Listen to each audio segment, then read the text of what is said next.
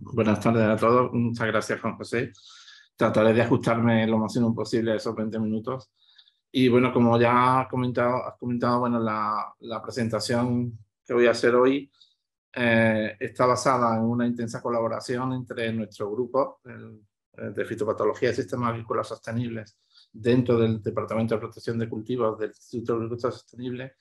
y el grupo dirigido por el profesor Pablo Sarco Tejada, que imagino que muchos de los presentes en este webinar conocen, que bueno, dirige el laboratorio Quantalab, también en el Departamento de Agronomía de nuestro instituto, y aunque lleva años fuera de España, en Italia y actualmente en la Universidad de Melbourne, sí que sigue dirigiendo su laboratorio en el IAS y hemos podido mantener la colaboración durante todos estos años. A ver si pasa. No pasa la diapositiva. No. No sé qué pasa, pero ahora. Bueno, este es un poco el contenido que quiero presentaros, un poco una pequeña introducción de cómo las imágenes hiperespectrales y térmicas se pueden utilizar para la detección temprana de enfermedades.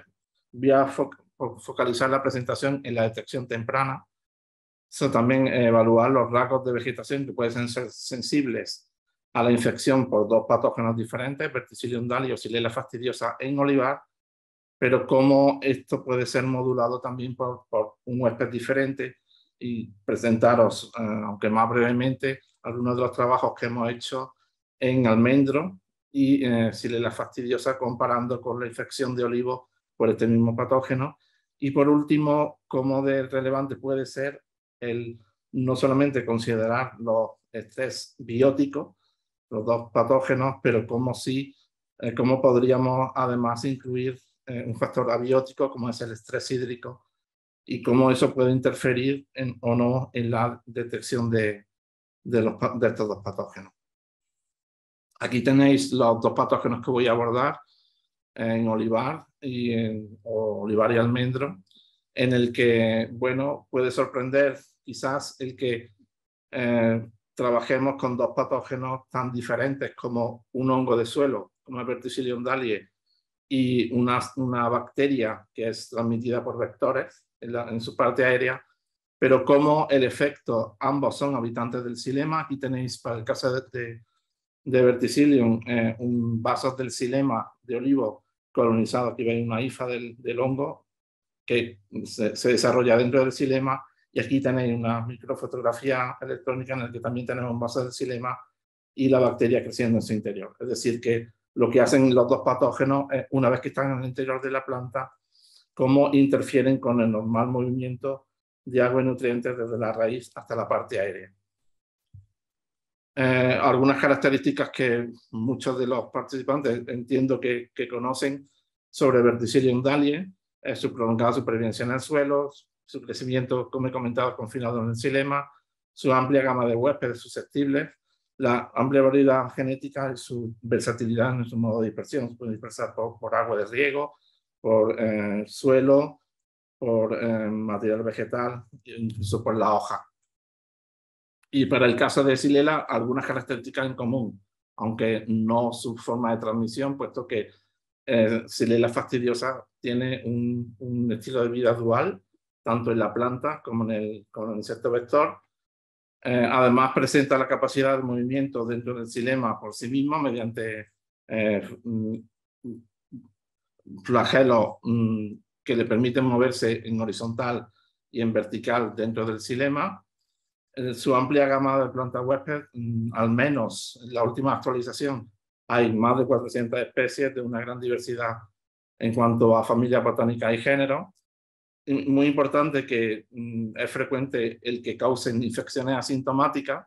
que presenta una gran plasticidad climática, pudiéndose desarrollar en un amplio rango de climas diferentes, y lo que ya he comentado, el que su transmisión mediante insectos. Como he dicho, voy a hacer más énfasis en la detección temprana, puesto que si vemos en este gráfico en el que comparamos la prevalencia, es decir, lo que se ve en el campo frente al tiempo, Y estas dos curvas, la amarilla es la que nosotros vemos en el campo comparada con la morada, que es la que realmente está ocurriendo. Es decir, hay un desfase tanto en tiempo como en cantidad, que cuando nosotros observamos o cuando nosotros vamos al campo vemos una cantidad de enfermedad más tarde y en menor cantidad que la que hay realmente. Esa relación entre prevalencia de síntomas visuales y de infección real se ha hecho para distintos patógenos. Y bueno, simplemente para destacar, en el caso de Xylella fastidiosa, y cuando nosotros vamos al campo y vemos que hay un 5% de plantas con síntomas visuales, pues en realidad tenemos alrededor del 70% de plantas infectadas, aunque muchas de ellas, un 70%, son asintomáticas todavía. Por ello, nuestro trabajo está basado en 3 pilares para la detección temprana: el uso de protocolos de diagnósticos rápidos y a gran escala, modelos de estimación de riesgo para el establecimiento y dispersión de la enfermedad, y por último, la utilización de sensores remotos. Es decir, lo basamos en una identificación precisa del patógeno, evaluamos las zonas que pueden ser más propensas para que el patógeno se establezca, y una vez que determinamos esas zonas, proponemos el realizar un barrido más cercano mediante el uso de teledetección. Cuando nosotros buscamos detección de estreses en vegetación, tanto biótico como abiótico, estamos buscando una reducción de la transpiración y de la absorción del CO2, o bien una reducción de fotosíntesis. Esto visualmente se expresaría como una reducción o un cambio en los pigmentos fotosintéticos y la estructura de la planta, pero lo más interesante es los previsuales, en el que se puede evaluar mediante modificaciones de la temperatura o de cómo deficiente es la planta en la producción de la clorofila. Eso se puede obtener mediante indicadores o índices, en el que podemos utilizar la región del térmico fundamentalmente para la temperatura, o la región refractiva, ya sea hiperespectral o multiespectral, que son los que nos permiten determinar estos índices y evaluar estos factores. Pero dependiendo del tipo de índices que utilicemos, vamos a poder detectar. Aquí tenéis el progreso de Xylella fastidiosa en olivar, desde una planta aparentemente sana, asintomática, hasta una planta severamente afectada. Utilizando índices estructurales solamente podríamos detectar cuando ya la planta está con bastante grado de afectación. Si combinamos también con cambios en los pigmentos fotosintéticos, seremos capaces de detectar plantas que están en un estadio más temprano, y si combinamos con fluorescencia o transpiración, podríamos ser capaces incluso de detectar plantas infectadas pero aún asintomáticas. Los trabajos que voy a presentar los hemos desarrollado en distintas zonas afectadas, bien por verticilosis o bien por Xylella fastidiosa, tanto en olivar como almendro en los últimos años, y comenzamos en Andalucía para la detección de Verticillium dalie en olivar. Luego, cuando surgió el foco de Xylella en Italia, quisimos aplicar o ver si podíamos aplicar los métodos que habíamos desarrollado en olivar en Andalucía a ese foco, por lo que trabajamos en la región afectada, en la península de Salento, en el sur de Italia. También trabajamos, una vez que se detectó el foco de Xylella fastidiosa al menos en Alicante, en la Comunidad Valenciana, y en estos últimos años hemos trabajado más intensamente en el foco de Xylella fastidiosa en las Islas Baleares, en concreto en la isla de Mallorca y en Almendro. En todos los casos hemos utilizado aviones tripulados, en los que hemos tenido por los distintos sensores los mapas correspondientes, y comparándolo con la situación a nivel de campo. Por eso, en todos los casos, nuestro trabajo, en el que yo más he coordinado, consiste en la evaluación in situ de cada uno de los árboles que estamos incluyendo en el trabajo, y evaluando mediante una escala visual la cantidad de síntomas que se desarrollan en la planta. Y con eso tenemos un mapa en el que tenemos la distribución de niveles de severidad de cada una de esas plantas. Además, se realizan mediciones con sensores próximos de distintos tipos, directamente en el campo, coincidiendo también con el vuelo, pero que por falta de tiempo no voy a presentar. Y que, bueno, el corroborar al menos en un 10% de todos los árboles que incluimos en el estudio, el análisis mediante técnicas moleculares para estar seguros que, bueno, que lo que nosotros estamos identificando en campo como síntomas causados o bien por Verticillium daliae o por Xylella fastidiosa realmente corresponde con esos patógenos. Aquí tenéis la escala utilizada para Xylella y olivar, y aquí tenéis los sensores que estamos utilizando para el trabajo en ambos casos y en ambas plantas huésped. Son sensores hiperespectrales de alta resolución que cubren un amplio rango del espectro con objeto de poder detectar tanto la parte visible como la no visible del espectro. Y además de una cámara térmica y una cámara RGB que nos permite tener una imagen tipo Google Earth, que nos permite ver realmente, obtener una imagen real de cada uno de esos árboles. Aquí tenéis en este caso es para almendros, porque las imágenes eran más precisas para distintas condiciones de almendros afectados por Xylella fastidiosa en Mallorca, con distintos niveles de severidad de enfermedad, con parcelas que tenían riego o bien en condiciones de secano. Y lo más interesante, que imagino que los asistentes conocen, es que para cada píxel de estas imágenes tenemos todo en este caso para este sensor entre 400 y 800 nanómetros del espectro de esa vegetación, y por tanto, aislando los píxeles correspondientes a cada copa, podemos conocer la asignatura espectral de cada uno de esos árboles y su variabilidad, puesto que trabajamos con niveles o píxeles de un tamaño en torno a 60 centímetros. Aquí tenéis para otro de los sensores hiperespectrales, y este es el procedimiento de análisis que utilizamos. Utilizamos la imagen o el espectro de las imágenes hiperespectrales. También un sensor particular que nos permite valorar una parte pequeña del espectro, pero muy importante cuando trabajamos con detección de estrés, como es la eficiencia clorofílica, y esa información la combinamos con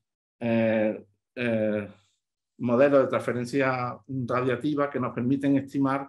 compuestos que pueden ser de interés para la detección de estrés. A partir de la información espectral, utilizando modelos, podemos, combinándolo con modelos de hoja, determinar la presencia de determinados compuestos que pueden ser importantes a la hora de valorar si esa planta puede estar estresada o no. También lo combinamos con un modelo que tiene en cuenta la forma tridimensional del cultivo. No es igual trabajar con un cultivo leñoso como con un cultivo herbáceo. Entonces combinamos toda esta información con un modelo de cultivo, y con toda esa información obtenemos una serie de índices de vegetación, de rasgos de vegetación, que utilizando técnicas de aprendizaje automático nos permiten tratamos de realizar la detección de la enfermedad. Pasando a los rasgos de vegetación que pueden ser sensibles a los dos patógenos en olivar. Aquí tenéis una imagen de olivares afectados por verticillosis, y esto constituyó la tesis doctoral de Rocío Calderón, en la que fue cuando empezamos nuestra colaboración entre los dos grupos, en el que primero valoramos que, bueno, éramos capaces de detectar en plantas infectadas artificialmente, mediante una serie de sensores próximos, detectar la infección por el patógeno, la infección o no, y también distinguir distintas cantidades de enfermedad. Pasamos aumentando la escala, la utilización de drones de ala fija en parcelas de estudio, en el que también vimos cómo había índices que nos permitían distinguir plantas no infectadas frente a infectadas con distintas cantidades de enfermedad, lo cual nos animó a hacer un estudio ya más extenso, que es en el que hemos basado ya la metodología para los posteriores trabajos, en los que realizamos un macrovuelo en el que se incluyeron 3.000 hectáreas de olivares con distintas características en cuanto a distintos cultivares, sistemas de manejo y estado fitosanitario, en el que, bueno, aquí tenéis los mapas para algunos de los indicadores que fueron eficientes en la discriminación entre plantas infectadas o no por Verticillium daliae. Obtuvimos niveles de resolución bastante buenos, dependiendo del tipo de análisis que utilizamos, pues podríamos distinguir las infecciones asintomáticas o bien utilizando otro procedimiento en distintos grados de severidad en ese olivar, por lo que combinando los dos pensábamos que, bueno, tenemos en torno a un 90% de éxito en la discriminación de árboles infectados o no por Verticillium daliae. Luego nos movimos a Italia, en el que, siguiendo la misma metodología, encontramos también una serie de indicadores que nos permitían distinguir o bien plantas asintomáticas aparentemente sanas por las que estaban afectadas por la enfermedad, o bien aquellas que estaban en sus estadios más iniciales de aquellas que estaban afectadas con mayor severidad. Esto fue una selección en la que se incluyó el NPQI, el índice de estrés hídrico, antocianinas, clorofilas, fluorescencia o índices estructurales que tienen en cuenta la estructura de la copa, que nos permitían discriminar esos dos grupos de árboles entre un 80 y un 90% de eficacia. Y cómo la teledetección nos permite incrementar desde en torno a un 78% en el que los fitopatólogos somos capaces de distinguir la enfermedad en el campo, a un 94% que se consigue mediante técnicas de teledetección. Si ahora comparamos los rasgos que pueden ser sensibles a la infección, bien de Xylella fastidiosa, en dos huéspedes diferentes, olivo y almendro, hemos visto cómo cuando consideramos los índices que pueden ser utilizados para la discriminación de plantas infectadas o no por cada uno en este caso, Xylella fastidiosa en olivo o Xylella fastidiosa en almendro, encontramos como hay índices que nos permiten, como el índice de estrés hídrico, la fluorescencia clorofílica o el PRI, que son indicadores comunes para olivo y almendro, es decir, nos permiten detectar Xylella fastidiosa tanto en olivo como almendro. Pero como hay otros índices que están relacionados con la degradación de la clorofila o la antocianina, que son indicadores específicos para la infección de Xylella en olivo, o bien otros como la temperatura de la copa y el indicador y el índice de área foliar, que están más asociados a la infección por almendro. Es decir, que disponemos de una batería de índices que van a ser o bien comunes para los dos plantas huésped, o bien específicos para cada uno de esos cultivos. Por último, indicar cómo la combinación o incluir en el trabajo olivares o plantaciones de almendro que estaban afectados o no por estos patógenos, o bien cultivos sanos pero sometidos a estrés hídrico, cómo nos podría permitir el tener nuevamente indicadores comunes para los tres estreses, el estrés causado por los patógenos o bien el causado por falta de agua. También tenemos indicadores que son específicos para la infección por el patógeno en uno de los huéspedes, en olivo. Nuevamente, otros indicadores que combinando todos los tres estreses son específicos de la infección de Xylella fastidiosa en almendro, o bien indicadores de estrés biótico en ambos cultivos, y otros que eran exclusivos o eran indicativos de que la planta realmente lo que estaba sufriendo es un estrés hídrico abiótico. Entonces disponemos de una batería de índices que nos permiten discriminar entre esos tres estreses. Para terminar, indicar que, bueno, nuestro trabajo creemos que las imágenes hiperespectrales y térmicas de alta resolución nos permiten la detección de las infecciones y síntomas causados por estos patógenos, tanto en olivar como almendro, con una precisión global de superior al 80%, que hay una serie de índices o rasgos de vegetación que son indicadores de la infección, bien de Xylella, bien de Verticillium Daliae o bien de estrés hídrico, y cómo, bueno, el incorporar esa valoración del estrés hídrico de la planta de carácter abiótico nos permite tener una precisión global de 77% cuando no lo consideramos, a un 92% cuando sí lo consideramos en el caso de olivo, o incluso superior en el caso de almendro. Para finalizar, creo que me pasó un minutillo, obviamente agradecer a todo el grupo de fitopatología y sistemas agrícolas sostenibles de nuestro instituto, pero en particular al grupo más centrado en el estudio en Xylella fastidiosa, dirigido por Blanca Landa, la inestimable colaboración o participación del laboratorio Quantalab, dirigido por Pablo Zarco, y ahora en la Universidad del Mundo, junto con Tomás Poblete,